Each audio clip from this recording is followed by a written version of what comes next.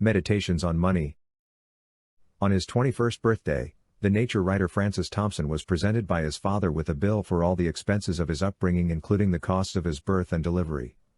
Francis paid the bill, but he never spoke to his father again. This story is recounted in David Graeber's Debt, The First 5,000 Years, an excellent account of the history of money. We are immediately repelled by this story, yet at the same time, we have to concede a kind of justice to it. There is no doubt, however, that the father, in quantifying the cost of bringing up a child, converted a charitable act into a debt. Thompson's father offered Francis the opportunity to dissolve the father-son relationship. His son, by paying off the debt, no longer owed anything to his father. Such is the power of money. Primitive man, we are told, first bartered, then developed a means of exchange, a kind of digital product that could convert the value of any product into the value of any other mix of products and services. This physical sort of money has matured recently into a credit system based on negative value or debt. The problem, however, is that the historians and the anthropologists have been telling economists for over 100 years that they can find no record of this history. In fact, what occurred was just the opposite of what theory is telling us. First comes credit, then money, and finally barter systems. Widespread barter systems only come about after the collapse of monetary systems, and even then, more local forms of money remained in use as a unit of account, as a way of equating dissimilar items. Economic life begins in the family and the village, and in these structures, there is no accounting utilizing debt. Rather, chains of mutual obligations. In general, people do not barter goods. These are gift economies where each person's surplus freely circulates throughout the village as gifts. The fisherman, when he wants a pair of shoes, does not, as in the economist's myth, search out a cobbler who wants some fish. Rather, he freely gives away his surplus fish, an act which gains him honor in the village. He is a man who can contribute to the village, and therefore worthy of honor. Perhaps some woman will notice that he is wearing tatty moccasins, which is not appropriate for a man of honor. She will undertake to make him some moccasins and thereby gain honor for herself. In village life, honor is the coin of the realm, and the economic system aims at circulating goods in such a way as to bind the members of the village together in a long chain of mutual obligations. Barter does not work for at least 3 reasons. The first is that few people have the time or inclination to haggle over anything but high-value items. The second reason is that in nature many products mature only at certain seasons. This means that for most of the year, farmers have little to trade, other than his promise to pay for what he gets today, when the crop comes in. The third reason is that production takes place in many steps and stages and over a period of time.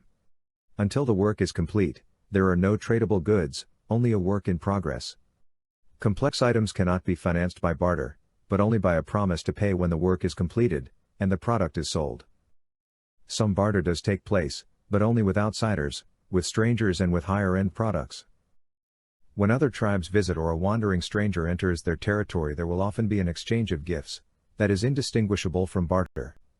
The reason for this is obvious, since they will not meet again, or will meet only at odd intervals. The exchange is reciprocal, and if honor is to be maintained, the gifts must be of equal value. Money could not purchase anything in tribal culture, because there was nothing to buy, there were no markets.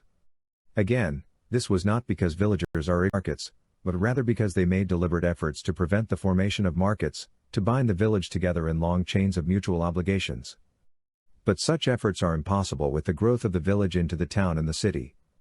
When most of the people you meet are strangers, rather than friends, the gift economy becomes impossible to maintain. Still, the idea of the obligation never disappears because society can never be more than a long chain of mutual obligations. And herein lies the real power of money. It coordinates the actions of millions of strangers. Our lives are critically dependent on the actions of others. Thousands of people contribute daily to our well-being, and all but a tiny fraction of them are strangers to us. How shall we acknowledge our debt to them, and their debt to us or others, except through the medium of money? Money, then, is not so much a medium of exchange as a record of the obligations we have to each other, a series of debits and credits. $1 in our pocket is at once the symbol of the labor we have performed for others, and an acknowledgement of the debt they have to us. Our dollar is a visible credit, a claim on that portion of all the goods and services that are being offered for sale. It is a token of exchange only by being the symbol of the debt. And the history of money bears this out. Money existed as a unit of account for debts for nearly 2 millennia before it existed as coins and currency. As early as 3500 BC, Babylon developed as a sophisticated society with great cities, and all without the use of money, or at least without the use of currency. Currency would not begin until about 700 BC in Greece. In the great temples and palaces of the Babylonians, which served as the banks, we find extensive commercial records preserved in cuneiform tablets. This unit of account was the gur, the measure of barley that constituted the monthly ration, or it was the shekel, a weight of silver whose value was arbitrarily set to the gur. Domestic debts were computed in gur, while foreign trade was conducted in silver that the temples advanced to the merchants. Debts were paid in real goods, which might be silver or barley or any other worthwhile product. The use of money introduced something completely new into economic life, namely the invention of interest. Interest most likely began as a way of participating in the profits of the merchants. The temple advanced silver to the merchants and received interest as a way of participating in profits. No arguments about how much profit was made and what the temple's share ought to be, the temple's share was fixed in advance. But what likely began as commercial loans, quickly spread to domestic loans. Things which benefited shekel debts proved disastrous for the barley debts. Farming is a hazardous occupation, and crop failures are inevitable. Debts piled up, and large parts of the population sank into debt, peonage and slavery, destabilizing both the economy and the social order. In order to remedy this, the kings would, from time to time, declare a debt amnesty, cancelling all the barley debts, but not the shekel debts, and freeing the slaves. It is noteworthy that the first written use of the word freedom occurs in one of these amnesty proclamations. The cuneiform symbols for freedom actually mean return to mother, signifying the return of the slave to his family. The famous Rosetta Stone is also a record of one of these amnesties. It became the custom that every king would begin his reign with a debt amnesty, and these amnesties became the jubilee of the Hebrews when they returned from the Babylonian captivity. Ironically, the jubilee was more favorable to lenders than the older Sabbath codes in Deuteronomy, which mandated a debt amnesty every 7 years. Usury was the bane of the Mesopotamian kingdoms, but amnesty made everyone recognize the communal nature of society. Babylon recognized businesses had to remain responsible for their debt but understood personal debt could not multiply indefinitely without it causing the collapse of social order. Usury was also the great social evil of the Roman Empire, as more and more farms disappeared into the great latifundia, the estates of the aristocrats who were able to seize the land of the citizens who were off fighting Rome's extensive wars. Daniel Graeber notes that the Roman solution was not to declare amnesties, but to throw money at the problem. The wealth of the provinces poured into Rome to create a vast welfare state that demoralized the people while leaving the power of the aristocrats intact. Rome and Greece had money-based economies. Due to lax lending policies, the poor became, increasingly, the slaves of the but neither slaves nor state dependents make good soldiers. Armies that had been composed of patriots defending their homes, became a group engaging in a trade often because they had no other choice. It took vast amounts of coinage to support these armies. Alexander's army of 120,000 men required half a ton of silver each day for their pay. Money and militarism went together. Basically, the government issued coins to pay their debts. Taxes were a way for the state to siphon off what it needed to pay its costs, from the coins in circulation. With the collapse of the Roman Empire in the West, society reverted to credit systems. There was coinage to be sure, but its value was not fixed, nor its metallic content known. Kings would routinely cry down the value of their currency in order to dissolve their debts. This was actually a form of taxation in an era that did not have much in the way of taxes, and worked rather well so long as people still used the coinage. But much of commerce was carried on simply as credits and debits, often recorded in the form of tally sticks. A tally stick was a bit of hazel wood upon which a debt was recorded in the form of notches. The stick was then split in half. The creditor's half was called the stock, which made him the stockholder, and the debtor's half was called the stub. The stock would circulate as money, and as long as the stub remained it was impossible to change the debt. Tally sticks circulated in England for 500 years.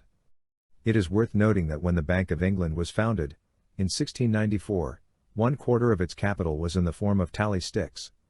But the bankers wished to monopolize the creation of money, and immediately set out on a long campaign to get the tally sticks outlawed. And they got their wish when the Liberal Party came to power in 1832. One of their first acts was to fulfill the agenda of the Bank of England. All of the tally sticks were gathered together and burned in a stove in the House of Lords. However, the fire got out of hand and burned down the Houses of Parliament. When we view Turner's magnificent paintings of this event, we We should keep in mind what it was all about. Medieval merchants and local markets would also produce tokens or vouchers for their goods. Thus, for example, a baker would issue his own money which could be redeemed for his bread, while the butcher or the cobbler would do the same for their meat and shoes. These tokens would circulate as money on market day, and at the end would settle accounts between them.